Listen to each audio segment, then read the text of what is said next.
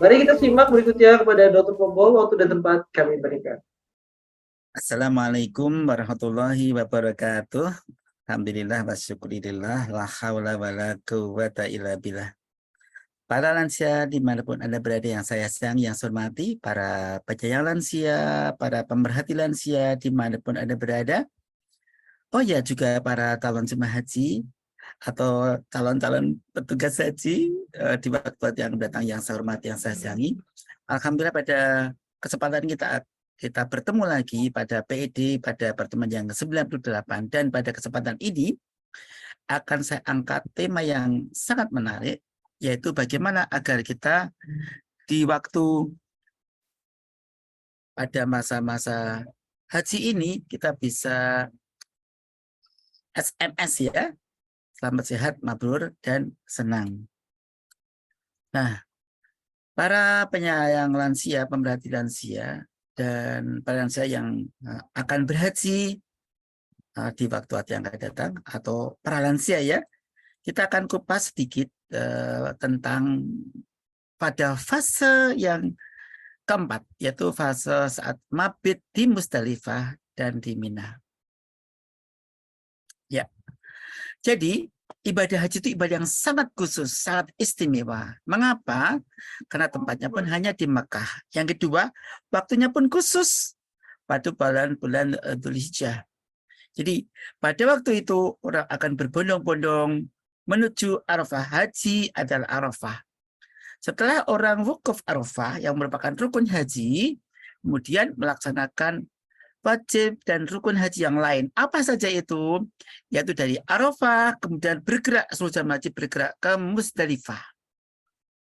Wajib haji ya, Musdalifah itu wajib haji. Di Musdalifah melakukan mabit. Setelah itu, setelah mabit, lewat tengah malam, bergerak menuju ke Mina. Ini bagi jemaah haji rata-rata yang reguler ya. Ke Mina, untuk apa? Melaksanakan salah satu wajib haji lagi, yaitu melempar jumrah Aqabah. Setelah itu apa? Yaitu kemudian istirahat di Mina sebentar, kemudian apakah bisa pagi itu atau sorenya atau siangnya atau malamnya, tawaf ibadah merupakan rukun haji di Masjidil Haram. Kemudian kembali ke mabitnya di Mina, jadi di Musdalifah ke Mina. Dan jemaah haji yang saya hormati, yang saya sayangi, tahun ini maupun tahun-tahun yang akan datang, haji ini merupakan hajat nasional yang bersifat high cost, berbiaya besar bagi tiap pribadi maupun satu negara. Dan agar bisa menjadi haji yang mabrur, tapi juga selamat, sehat, dan menyenangkan, atau saya sering singkat namanya SMS, selamat, sehat, mabrur, senang, membutuhkan kesiapan yang meliputi kesiapan fisik, harus kuat, tidak harus sehat kok, kuat melaksanakan rukun, wajib, dan sunnah haji. Kalau nggak kuat gimana? Pakai strategi tertentu ya. Kemudian yang kedua, harus kesiapan ilmu agama, ilmu manasik haji, kemudian dukungan logistik, akomodasi yang memadai, dan lingkungan atau alam yang cocok atau bersatu dengan tubuhnya. Kalau seorang yang sudah cukup lama di Tanah Suci, yang gelombang 1 biasa cukup lama ya, sudah ke Madinah 8 hari, ada yang 4 hari, kemudian menuju ke Mekah melakukan umrah dulu, karena haji tamattu kebanyakan ya. Kemudian selama menunggu pada hari haji, yaitu tanggal 9 Dzulhijjah, yaitu di Arafah, kebanyakan kemudian melakukan tawaf berkali-kali, atau ada juga yang beribadah di Masjidil Haram. Dan itu kondisi alamnya memang tidak seperti di Indonesia, suhunya bisa saja berkisar antara 32 sampai 55 derajat Celcius kemarin, 48 ya. Sekarang ini masih ada jemaah haji yang masih di sana ya. Nah, sahabat-sahabat saya sayangi, kalau tubuhnya sudah beradaptasi dengan aklimatisasi, maka pada fase-fase hampir berakhir masa haji, tubuhnya sudah bisa adaptasi. Nah, dia sudah cocok biasanya ya. Tapi ada juga yang tidak cocok ya. Nah, sekali lagi ya, salah satu rangkaian dari rukun haji adalah setelah ikram, wukuf. Nah, wukuf kemudian mabit di Musdalifah. Di Musdalifah kemudian ke Mina, kemudian melakukan jumrah, Aqabah, Ula Wusta pada hari 11, 12, 13 kalau nafar akhir ya, atau 11, 12 nafar awal, kemudian menuju ke Masjidil Haram, melakukan tawaf ifadah, dan kalau mau pulang ke tawaf wada baru pulang ke Indonesia. Nah, sekarang yang penting adalah bagaimana agar dalam berhaji ini selamat, tidak menderita di berbagai keadaan, khususnya mabit di Musdalifah dan di Mina. Sahabat-sahabat yang saya sayang, yang saya hormati, Musdalifah itu suatu area, nama lain adalah Al-Masyaril Haram ya. Asal katanya Musdalifah dari kata idilaf yang berarti al-iqtirab, artinya mendekat, atau al-ijtima, ya artinya berkumpul. Apa maksudnya? Memang dari Musdalifah ke Mina itu dekat, hanya 2 kilo. Kalau jalan kaki enggak lama sih. Ya kira-kira 25 menit, ya 3 jam ya. Itu dekat sebenarnya ya.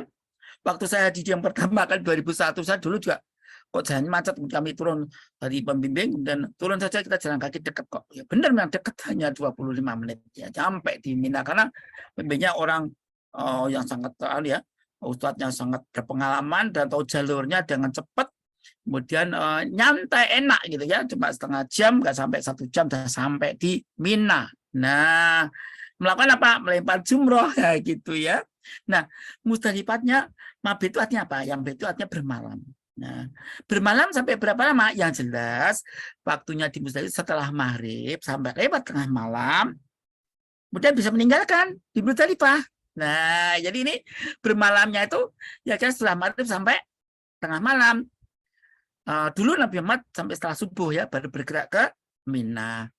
Nah, apa yang dilakukan di Musdalifah ini, mabit ini, bermalam ini? Ada yang bermalam seperti ini ya, bermalam ini. Saya dulu juga 2001 juga seperti ini ya.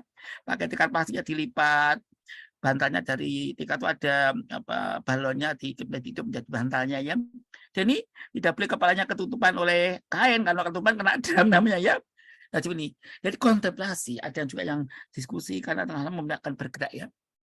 Nah, berkontemplasi, bermenung diri, bertafakur, self assessment, melakukan suatu introspeksi, mulaksani hangrosawan dalam bahasa Jawanya. Kemudian apa? Sambil banyak berdoa, berzikir, istighfar, membaca Al-Quran, dan kemudian tidur. Kalau bisa tidur dengan cukup, ini nanti stamina lumayan loh ya. Nah, setelah lewat tengah malam, mulai kendaraan bergerak ya, membawa penumpang naik bis kemana? Ke Mina, ke Mina, ada juga ke Masjidil Haram melakukan tawaf ifadah, atau ke Mina untuk segera melempar jumroh. Nah, itu rata-rata demikian para sahabat yang saya hormati. Nah, di Mina ini melempar jumroh namanya jumroh Aqabah saja cuma 1 hari pada tanggal 10 Dzulhijjah ini. Kemudian Mina mabit di Mina itu juga mabit di Mina itu apa juga bermalam mulai maghrib sampai waktu tengah malam. Nah, sama ya. Nah, jadi supaya di Musdalifah ini aman, tidak kena sesuatu bencana, sakit atau yang membahayakan dirinya, bagaimana? Sebenarnya kalau ini lancar-lancar saja, itu setelah lewat tengah malam bisa bergerak menuju ke Mina. Bergeraknya pakai apa? Ada yang jalan kaki, ada yang kemudian naik bis ya. Tapi rata-rata kalau yang reguler itu biasanya setelah subuh kemudian bergerak naik bis menuju ke Mina ya. Mina. Nah, ada juga yang ke Masjidil Haram atau tawaf ifadah. Nah, sahabat-sahabat saya ini sebenarnya kalau kondisi aman-aman dan normal-normal saja tidak ada masalah, akomodasinya baik, itu logistik itu tidak begitu banyak yang perlu disiapkan. Tetapi kalau berjaga-jaga seandainya kendaraan yang mengangkut jamaah ini agak terlambat atau jumlahnya sedikit, maka yang paling penting adalah karena ini di Musdalifah nggak ada pohon untuk berteduh, tenda untuk berteduh seperti Arafah nggak ada, di Mina ada tendanya nggak ada, di sama-sama ini padang luas ya, aspalahan bawahnya tuh ya Allah ya Rob, luas banget ini, bisa menampung 2,5 juta orang. Nah, karena itu waspada kalau airnya nanti terlambat, penjemputannya yang mengunjal dan mengangkut bertahap kemudian berangkat lagi, memindahkan dari Musdalifah ke Mina atau ke Masjidil Haram ini terlambat, maka harus sedia air yang banyak. Biasanya para pembimbing haji akan mempersilahkan mengingatkan jamaah, sahabat semua, para jemaah haji, bawa air sebanyak-banyaknya ya. Di Arafah banyak banget air tuh ya. Waktu wukuf tuh airnya banyak banget, bener-bener wah, mau bawa air berapa bisa ya. Dari pihak panitia namanya Masyarik ya, yang kemarin, atau dulu namanya Muassasah Asia Tenggara ya, itu airnya banyak banget ya. Kalau rata-rata begitu ya, jarang yang airnya terbatas. Lalu kita bawa air yang banyak, kemudian makanan yang banyak aja. Jaga-jaga kalau nggak tahu nasib orang, kan nggak tahu. Nggak jaga makanan yang banyak. Kue-kue itu banyak banget, kemarin juga banyak kuenya banyak. Kue keringnya kayak kertas, ternyata tuh wah luar biasa bermanfaat sekali ya. Nah, bawa kue yang banyak, air yang banyak, bawa saja. Dan jangan lupa, karena sudah sekali lagi kalau nanti penjemputannya agak terlambat, biasanya jam 9, jam 8 udah bersih kok, diangkat semua menuju ke jam 10 udah bersih ya. Kalau terlambat, misalnya penjemputannya kok sampai kendaraannya kurang sampai siang, yang lewat tengah siang, wah panasnya bisa 48 derajat Celcius, padahal nggak ada pohon, nggak ada tenda. Drop air bisa terbatas sekali. Karena situ yang bukan tempat untuk bersantai-santai, itu hanya lewat tengah malam benar bergerak ke Minam. Nah, tetapi kalau ada kendaraan terlambat, nah ini jadi masalah. Karena itulah harus segera siapkan air, dan bagi lansia atau yang badannya agak lemah dianjurkan segera berpindah. Kalau dibolehkan sih jalan kaki saja, dekat kok, cuma 2 kilo sampai 4 kilo paling jauh, tergantung pengalaman pembimbingnya lewat jalurnya ya, itu dekatnya. Nah, bagi yang punya penyakit jangan lupa minum obat, dan bagi yang punya penyakit bilang pada petugas pembimbing bagian ibadah untuk segera dipindahkan kalau dia punya penyakit, daripada nanti fatal ya. Jadi kunci dia, siap air, siapkan makanan, dan lupa payung. Selalu pembimbing haji menyatakan payung itu dipakai untuk di Arafah, waktu antri makanan. Nah, dipakai di sini kalau jaga-jaga kalau penjumpanya terlambat. Sahabat-sahabat yang saya hormati, para pemirsa yang saya sayangi. Nah, setelah di Musdalifah ke Mina. Sekali lagi ya, di Musdalifah ke Mina dekat ya, dekat. Hanya kalau mobil itu cuma berapa menit ya nyampe ya. Tapi kalau macet bisa jadi lama, karena itu biasanya kalau pembimbing haji berpengalaman jalan kaki aja cuma 2 kilo sampai 4 kilo. Nggak lama, di paling lama 1 jam, nggak sampai 1 jam, yang 3/4 jam. Nah, kita berangkat ke Mina. Di Mina juga mabitnya bermalam. Sudah mari sampai tengah malam. Pak, ini jadi kegiatannya apa?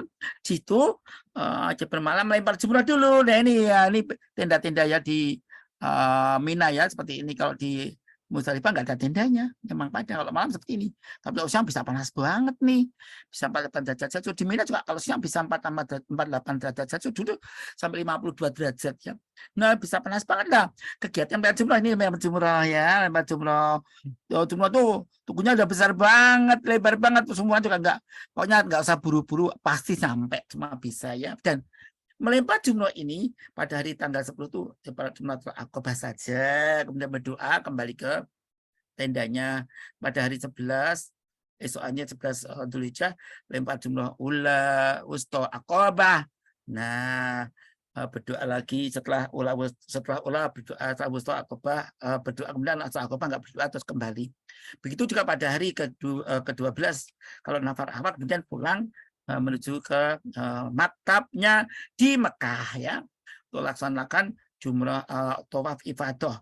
Nah, sahabat-sahabat saja, bagi melempar jumroh ini yang penting memang kontemplasi, kegiatannya melempar jumroh ini bisa diwakilkan ya.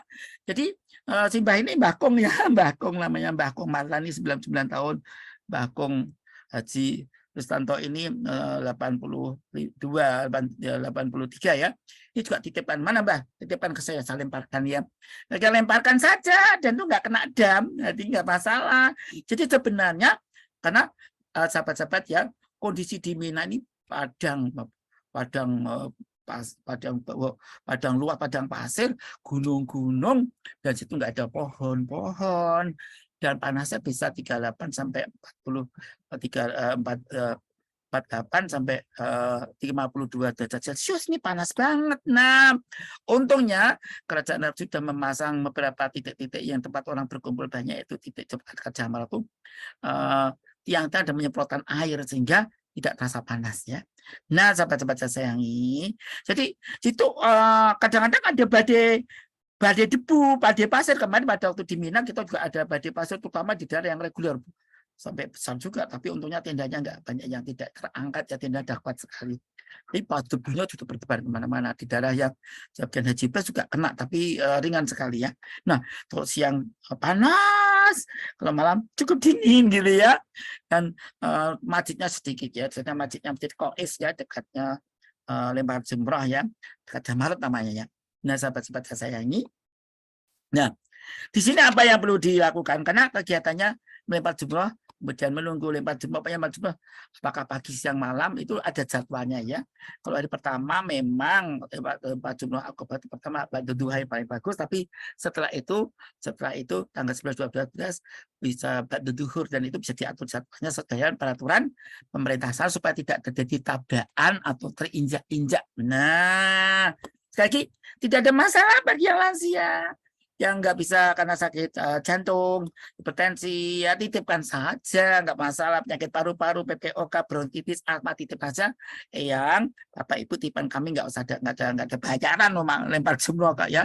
Nah, ada dari tenda itu yang memang jauh, ada yang 7 kilo PP, ada yang 7 kilo, 12 kilo PP, artinya jaraknya bisa 7 kilo PP di 14 kilo, ada 6,5 PP-nya ada 12 kilo. Jadi memang tergantung lah, karena itulah disarankan bagi yang tua atau tidak punya penyakit nggak usah melempar jumroh sendiri, cukup dititipkan saja, nggak usah. Dan ini banyak apa tersesat setelah melempar jumroh. Karena itulah waspada, hati-hati supaya tidak tersesat atau hilang. Tandai dan jangan terburu-buru. Pembimbing harus tegas, tidak boleh terburu-buru, keluarnya pelan-pelan. Aman kok, aman seperti ini. Alhamdulillah kami punya pengalaman sejak tahun 2001 ya, 2001 dulu, jadi 22 tahun yang lalu ya, kami berhaji, asal kita tidak emosi itu aman ya. Lempar jumroh dulu 2001 tugunya nggak seperti ini, kecil banget ya. Sekarang udah enak banget ya, sampai lantai tinggal 3, 4 itu aman banget ya, aman. Nah, jadi asal nggak buru-buru, insya Allah nggak hilang. Pakai tanda sayur semacam ini untuk apa? Mencari dan pakai bendera-bendera supaya mudah ditemukan. Nah, ringkasnya sahabat-sahabat yang sayangi, persiapan di Mabit, di Musdalifah dan di Mina itu cukup air, siapkan air. Oralit lebih bagus lagi ya. Bawa air yang banyak, nggak usah malu, nggak usah masukkan ke tas yang banyak. Inilah pentingnya kalau seorang orang yang sudah tarbiyah. Kalau tarbiyah kan barang-barang yang penting itu sudah dititipkan di tenda Mina. Nah, bagi yang tidak tarbiyah memang barang-barang macam-macam sih. Di sini karena pentingnya barang yang praktis-praktis saja, pakai tas atau tas yang bisa ada rodanya, atau apa ransel yang ada roda, supaya apa nggak memanggulkan, kesel. Dan itu bisa baju-baju pakaiannya dititipkan, makanan, air bawa banyak saja ya, bawa makanan. Jadi besok tahun depan kalau mau di Musdalifah, jangan lupa makanan dan yang bawa banyak, campur oralit ya. Payung jangan lupa, jaga-jaga kalau kendaraannya mungkin agak terlambat menjemputnya, ngunjal ya, memindahkan dari Mina ke Musdalifah ke Mina, bawa obat dan waspada dehidrasi, waspada kelelahan. Kalau nggak penting tidur saja. Ingat lagu Gemsar dan Kepok Haji Sehat ya. Bagi yang punya penyakit jangan lupa obat dan hemat energi, titipkan saja melempar jumrohnya. Sekali lagi segera pindah lokasi dan mencari Mina bagi yang berkebutuhan khusus atau lemah. Titipkan kerikil untuk melempar jumroh kepada yang sehat. Jangan lupa Kepok Haji Sehat ya. Jadi ini kuncinya ya. Kalau ingin mabrur sehat tuh minumnya cukup, istirahat. Jadi paling istirahat jaga energi, hemat energi, dan minum cukup. Peralit lebih bagus ya. Air jam-jam juga bisa, tapi mungkin kan terbatas ya. Air biasa sampai itu seger badannya ya, tidak dehidrasi, nanti pegel-pegel hilang, batuk jadi hilang, biasanya reda ya. Makan cukup ya. Kalau nggak makan boleh pengganti nasi, boleh korma, bisa kue, pokoknya ya jenang, perasian boleh ya, mie juga boleh. Jangan lupa zikir, kalau ada istighfar, jangan lupa sholatnya. Kalau nggak memang wudunya sulit ya dijamak ya. Oh ya, di Mina itu dianjurkan tuh dikosor tapi nggak dijamak ya. Kemudian pakai masker, penting banget ya. Apalagi yang punya penyakit asma atau alergi bronkitis, alergika ya. Dan taati peraturan kalau lempar jumrohnya jam 2, jam 3, jam 4 ikuti aja. Untuk malam supaya aman, tidak tadi terinjak tertabrakan sampai berbahaya. Dan hati-hati panas yang menyengat kalau siang hari, kalau malam nggak apa-apa sih. Yang penting ikuti teman-teman, jangan sampai kesat ya. Itu sahabat-sahabat yang saya sayangi, jangan lupa kemudian ya, minum jam-jam dan makan kurma, badan sehat dan bertenaga, 12 cukup energi sama dengan sepiring nasi. Jadi kalau tidak mau makan nasi, makan kurma 12 sama dengan sepiring nasi. Nah, bagian nasi pakai tempat yang sehat-sehat, jangan lupa ya. Dan jangan lupa waspada gejala penyakit berbahaya selama di Musdalifah. Di Mina kalau ada tanda-tanda ini 1 atau 2 atau 3 atau 4 tuh sebaiknya ini kalau 1 atau lebih segera lapor pada tim kesehatan. Insya Allah yang lansia dan pelansia akan sehat. Oh ya ini Mbak Mala ini 99 tahun dari rombongan kami ya. Tambah setia sekali. Kita yang muda harus ramah pada lansia ya. Kita yang jamaah sama-sama. Yang saat berjumpa dengan lansia, senyum, salam, sampai satu, berikan sesuatu, hadiah, makanan, minuman, awasi tensinya berada, awasi juga makan dah belum ya, tidurnya cukup, diajak bicara, diajak berdoa, berzikir, diajak bernyanyi, diajak assalam, contohnya, dan yang bisa membuat lemah. Sahabat-sahabat saya sayangi, moga-moga dengan itu semua kita bisa terhindar dari hal yang tidak membahayakan bagi terhindar dari yang membahayakan dan kita semua selamat tidak menderita berbagai keadaan. Sekian, mungkin ada pertanyaan ya. Saya kira wassalamualaikum warahmatullahi wabarakatuh.